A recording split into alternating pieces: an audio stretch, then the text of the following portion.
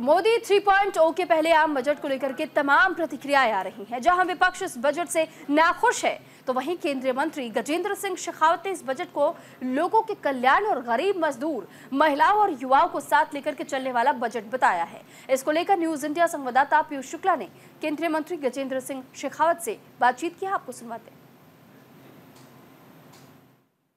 मोदी सरकार के तीसरे कार्यकाल का पूर्णकालिक बजट आया है और बजट को लेकर बहुत सी प्रतिक्रियाएं हैं और सीधा हम रुख करते हैं गजेंद्र सिंह शेखावत जी का। शेखावत जी, इस बजट में बिहार का भी जिक्र हुआ, आंध्रा का जिक्र हुआ और पर्यटन का जिक्र हुआ, खासतौर पे बिहार को लेकर देखा जाए और आपका मंत्रालय है, ऐसे में किस तरह से देखते हैं, क्योंकि पर्यटन पहली बार इस तरह से बजट में उसको स्थान दिया गया है। अगर मैं देखूं तो इस बजट में जो माननीय प्रधानमंत्री जी का लक्ष्य था कि हम भारत को आत्मनिर्भर, सशक्त, संपन्न देश बनाएंगे, जो भारत को हम दुनिया की तीसरी बड़ी अर्थव्यवस्था बनाएंगे, उसकी दिशा में एक महत्वपूर्ण कदम वाला बजट है।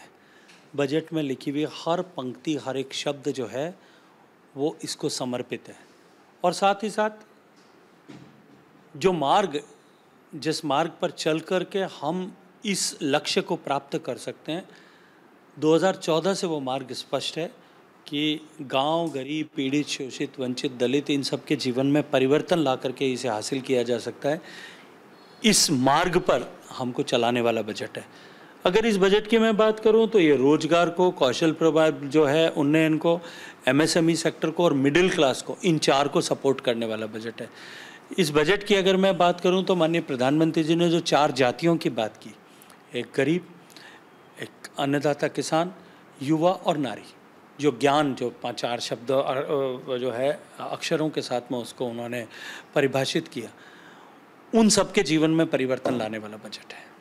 लेकिन सर, कांग्रेस के राहुल गांधी जो नेता प्रतिपक्ष हैं लोकसभा में, उनका कहना है कि ये बजट कट कॉपी है, हमारा जो मैनिफेस्टो था उसी को आपने कॉपी पेस्ट कर लिया। दूसरा उनका कहना ये है कि ये बजट केवल कुर्सी बचाओ बजट है, मतलब अपने सहयोगी जो घटक हैं उनको खुश करने के लिए आपने बजट इस तरह से। देखिए, पिछले 10 साल में उठा करके देखिए, जब कभी भी भारत ने कोई ऐसी उपलब्धि हासिल की जिस पर भारत के 140 करोड़ लोग गर्व कर सकें और दुनिया भारत की तरफ श्रद्धा की दृष्टि से देखे, तब हमेशा ही राहुल गांधी जी और विपक्ष ने इस तरह की प्रतिक्रिया दी है। आतंकवादी घटनाओं को रोकने के लिए सरकार ने जीरो टॉलरेंस अगेंस्ट टेररिज्म की बात करते हुए जब सर्जिकल स्ट्राइक किया, तब इन्होंने प्रश्न खड़े किए, हमारी सेना के शौर्य पर प्रश्न चिन्ह खड़े करने का पाप किया। जब एयर स्ट्राइक हुई तब भी उन्होंने इसी तरह के प्रश्न खड़े किए और वो पाकिस्तान के साथ सुर में सुर मिलाते हुए दिखाई दिए। कोविड के समय में जब पूरी दुनिया डरी हुई थी, सहमी हुई थी, अगर भारत के आज़ादी से पहले से लेकर के 2014 के इतिहास को उठा करके देख लीजिए, दुनिया में जब जिन बीमारियों को, वायरस जनित बीमारियों को टीके के माध्यम से रोका गया, चाहे वो टाइफाइड होगी, चाहे वो जापानीज इंसेफ्लाइटिस होगी, चाहे वो पोलियो होगा, इन सब बीमारियों का टीका भारत में पहुंचने में 70 साल से लेकर के 17 साल तक का समय लगता था। भारत ने कभी अपना टीका नहीं बनाया था, लेकिन माननीय प्रधानमंत्री जी के द्वारा प्रदान किए गए संबल, सहयोग और सरकार के साथ साथ सहयोग से भारत ने अपना टीका बनाया। भारतवासी सुकून की सांस और एक आशा भरी दृष्टि से देख रहे थे, प्रसन्न थे, देश के वैज्ञानिकों पर गर्व कर रहे थे, सरकार को धन्यवाद कर रहे थे। और क्योंकि भारत ने हासिल किया, इसलिए पूरी दुनिया इस आशा के साथ देख रही थी कि शायद हमको भी लाभ होगा, जो बाद में हुआ भी।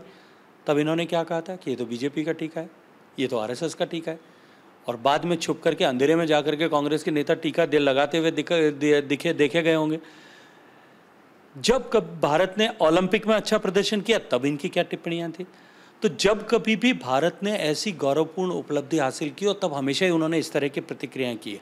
और ये कल का जो इकोनॉमिक सर्वे आया, उसमें जो भारत ने सबसे तेजी से बढ़ती हुई अर्थव्यवस्था, 8.2% की जो है अर्थव्यवस्था की प्रगति की दर, जबकि पूरी दुनिया 3.2% पे ठहरी हुई थी एवरेज। दुनिया की कोई भी लार्जर इकोनॉमी ने जितनी ग्रोथ रेट रजिस्टर की है, उससे दुगनी ग्रोथ रेट रजिस्टर हमने की। सबसे तेज गति से क्या जो है महंगाई पर काबू पाने वाली अर्थव्यवस्था भारत की अर्थव्यवस्था बनी। भारत देश बना जो 4 साल के लोएस्ट बेंचमार्क पर आया। सबसे ज़्यादा विदेशी निवेश प्रत्यक्ष रूप से लाने वाली अर्थव्यवस्था भारत की अर्थव्यवस्था और भारत देश बना। जब ऐसे समय में जब पूरा विश्व भारत की तरफ गर्व की दृष्टि से देख रहा था और भारत का आम नागरिक 140 करोड़ लोग जो है वो एक गर्व के साथ में लबरेज थे, उस समय में इसके अतिरिक्त और इनकी क्या प्रतिक्रिया, इनका इतिहास देखते हुए आप इनसे अपेक्षित कर सकते थे।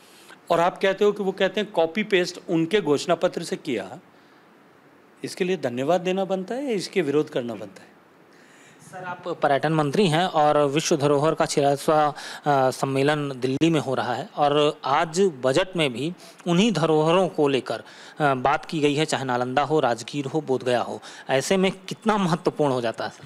देखिए, निश्चित रूप से भारत की संस्कृति, भारत की टेंजिबल इंटेंजिबल एसेट्स, भारत की कल्चरल हेरिटेज पूरी दुनिया के लिए आकर्षण का विषय है।